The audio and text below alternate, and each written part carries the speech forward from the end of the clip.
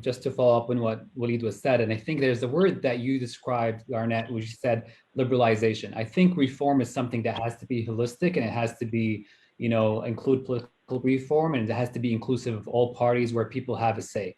What we've seen is kind of enforced top-down change, very kind of staged, chosen, social and economic liberalization, with the ultimate intent of, creating this, facade of a reform to the outside world.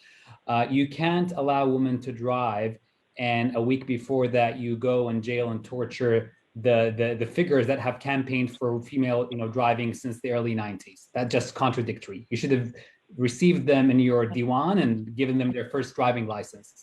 But that's like one of the issues. And I think the other issue which you raised, about the Uyghur, it's another kind of clear example of hypocrisy.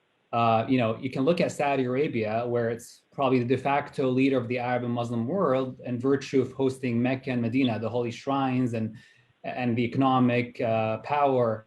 So you'd expect them to advocate on behalf of issues like the genocide in China.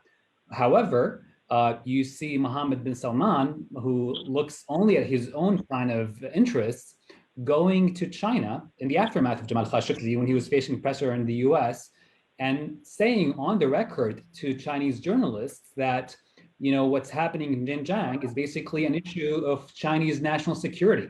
So not only has he refused to condemn, he actually condoned and legitimized what's going on.